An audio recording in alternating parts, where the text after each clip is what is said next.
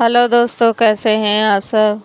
ये हमने 1.5 कटोरी मैदा ले लिया और बड़े बर्तन में डाल लेते हैं और डालकर इसमें डाल देंगे 1 चम्मच चीनी। तो चीनी हमने खड़ी ली है और साथ ही में डाल देंगे इसमें स्वाद अनुसार नमक और डालेंगे बेकिंग सोडा। बेकिंग सोडा हमें थोड़ा सा ही डालना है और साथ ही में डाल देंगे इसमें हम बेकिंग पाउडर आधा चम्मच और डालकर इसको अच्छे से मिलाकर अब गड्ढा बना लेते हैं और डाल देंगे इसमें हम तेल 4 से 5 चम्मच और डालकर अच्छे से अब मोयन को मिला लेते हैं मैदे में। हमें मोयन ऐसे मिलाना है जब तक मुट्ठी न बंधने लगे और इस तरह से मोयन मिलाने के बाद हमने ले लिया है छाछ। तो छाछ से अब हम आटे को गूंद कर तैयार करते हैं। आटा ना ही हमें ज़्यादा ढीला और ना ही ज़्यादा हमें कड़ा चाहिए।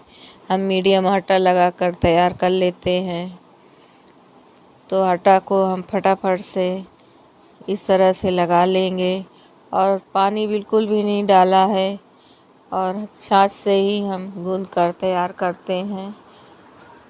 और इस तरह से हमने गूंद लिया है और अब इस आटे को हम अच्छे से अब रख देते हैं एक कटोरे में और इस तरह प्लेट से ढककर इसको हम 1 घंटे के लिए छोड़ देंगे।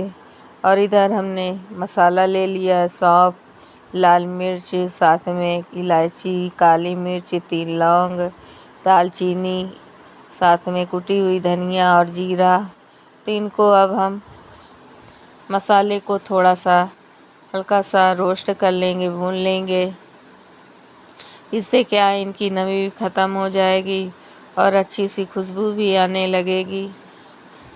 और इनको हम पहले जीरा और सौंफ को भूनेंगे और इस तरह से पहले इनको हल्का सा चलाते हुए चम्मच से भूनते हैं। उसके बाद डाल देंगे इसमें हम दालचीनी का टुकड़ा, लौंग और साथ में काली मिर्च और इनको भी भून लेते हैं।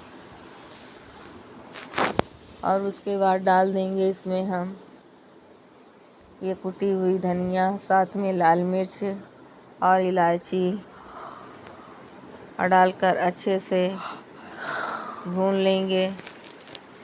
तो इससे क्या है, इनकी नमी भी ख़त्म हो जाएगी और बहुत ही अच्छी खुशबू भी आने लगेगी। तो अच्छे से हम भूनकर इनको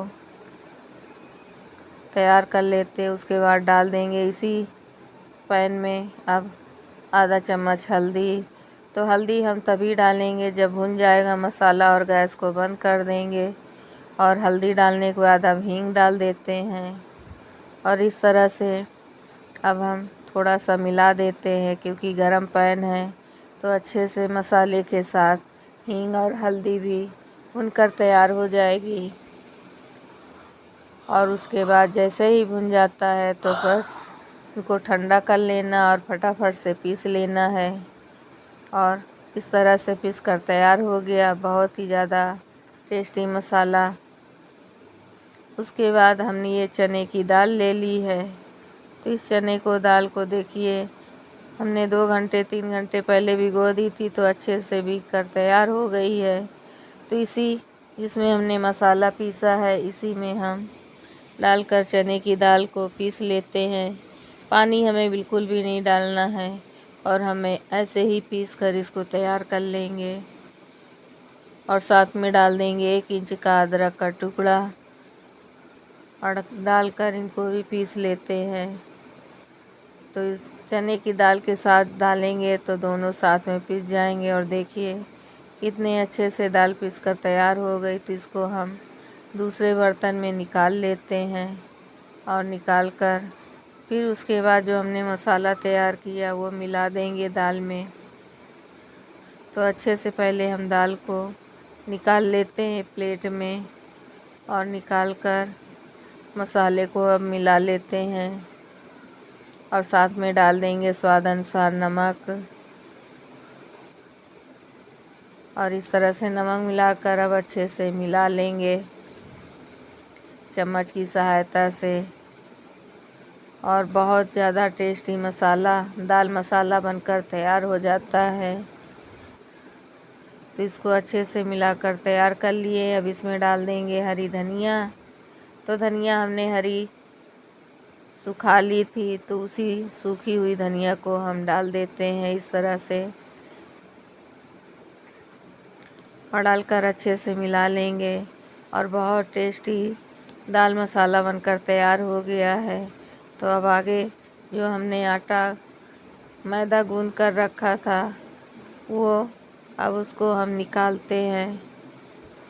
दाल हमारा तैयार हो गया है अच्छे से मिलकर मसाले के साथ। तो अब आटा को हम ले लिए हैं और उसी परात में हम डालकर अब अच्छे से आटे को थोड़ा सा और मसल लेंगे ताकि चिकनापन आ जाए। और देखिए 1 घंटे बाद कैसे आटा अच्छे से फूल कर तैयार हो गया है। तो इसको अच्छे से हम हाथों से मसल कर थोड़ा सा चिकना कर लेते हैं, और इस तरह से हाथों से चिकना कर लें। और इधर हमने चकला लेकर इस पे अब हम रख कर इस आटे के 2 भाग कर लेते हैं, और 2 भाग करने के बाद एक भाग को हम जितना बड़ा चकला है उतनी बड़ी हम रोटी बेल कर तैयार करते हैं। तो इसमें हमें ना ही धूरन लगाना है और ना ही हमें इसमें तेल लगाना है, और हम ऐसे ही बेल कर तैयार कर लेते हैं। क्योंकि मोयन हम डाले थे तो हमें तेल और धूरन कुछ भी लगाने की ज़रूरत नहीं है। तो हम इसको बेल कर इस तरह से तैयार कर लिए हैं, ना ज़्यादा मोटा है ना ज़्यादा पतला। और उसके बाद अब इसमें थोड़ा सा हम रिफाइंड तेल लगा देते हैं पहले चारों तरफ, और लगाकर उसके बाद हम जो दाल मसाला बनाए हैं उसको हम डाल देंगे, और डालकर चम्मच की सहायता से पूरी रोटी में लगा देंगे। और लगाकर इसको हम बराबर लगाएंगे, कहीं पे ज़्यादा कहीं पे कम बिल्कुल नहीं करेंगे। और दाल की इस तरह का नाश्ता जब हम बनाते हैं तो आप ये नाश्ता जैसे हम कढ़ाई में बनाएंगे तो उसको आप 2 दिन तक आराम से खा सकते हैं, और जो हम फ्राई करके बनाएंगे उसको आप महीनों खा सकते हैं, बिल्कुल भी ख़राब नहीं होता है और बहुत ज़्यादा टेस्टी बनता है। और जब भी आप चाय पिएं या हल्की भूख लगे तो इस तरह आप खा सकते हैं। और बच्चों को तो इतना पसंद आता है पूछिए मत। तो फटाफट से इसका हमने रोल बना लिया है, और किनारे की हम रोटी इस तरह से पकड़ते हुए अच्छे से दबा देंगे ताकि दाल बिल्कुल भी बाहर ना निकले। और किनारे जो खुले हुए हैं इनको भी अच्छे से अंदर को मोड़ते हुए इनको भी बंद कर देते हैं, और चाकू की सहायता से अब थोड़े बड़े टुकड़े में काट कर इनको हम तैयार कर लेते हैं इस तरह से। तो बराबर हम भाग काट के तैयार कर लिए हैं, और ये मोटे तले का बर्तन है तो इसी में हम तेल लगाकर अब हम इनको दाल बाटी बोलिए या कुछ भी आप नाम दे सकते हैं, इसमें थोड़ा थोड़ा तेल लगाते हुए इनको हाथों से दबाते हुए इस तरह हमने रख दिया है। और हमने एक पैन में रख कर अब इनको हम ढक देंगे और इनको हम पकने देते हैं। तो शुरू में पहले तेज़ आंच करना है, उसके बाद जैसे ही बर्तन गर्म होता है तो धीमी आंच में इनको फिर हम पकने देंगे। और इधर हमने दूसरे आटे की लोई को हमने बनाकर तैयार कर लिया है इस तरह से। तो थोड़ा सा हाथों से इसको दबाते हुए तेल हमने रख दिया पैन में गरम होने के लिए, और अब इनको हम बिल्कुल धीमी आंच में हम फ्राई कर लेते हैं। और जितने धीमी आंच में ये फ्राई होंगे उतने ही क्रंची और टेस्टी बनकर तैयार होते हैं। इनको अच्छे से हम डाल देते हैं, और इस तरह से डालने के बाद अब इनको हम धीरे से उलट पलट कर अच्छे से फ्राई कर लेते हैं और इस तरह से बनाते हैं, बहुत ही ज़्यादा टेस्टी बनता है। तो इनको आप चटनी, सॉस या चाय के साथ कभी भी खा सकते हैं, बहुत ही ज़्यादा टेस्टी लगता है खाने में। तो फटाफट से इनको हम पलटाकर अच्छे से चारों तरफ से फ्राई कर लेंगे और बहुत टेस्टी बनता है दोस्तों। आप ज़रूर बनाइएगा, बड़े हों या बच्चे सभी को बहुत पसंद आता है इस तरह का नाश्ता। तो वीडियो अच्छा लगे तो आप लाइक करें, शेयर करें, नए हैं तो सब्सक्राइब करना ना भूलें। और इसी तरह हम सारे ही बनाकर तैयार कर लेते हैं। तो लीजिए, आप कढ़ाई का भी बनकर तैयार हो गया है, तो इसको भी हम नीचे उतार कर रख देते हैं। देखिए कितने अच्छे से बनकर तैयार हुए हैं दोनों ही चीज़ें। ये फ्राई किए हुए हैं, क्रंची बनकर तैयार हुए हैं और इनको हमने अच्छे से भाप में पकाए हैं।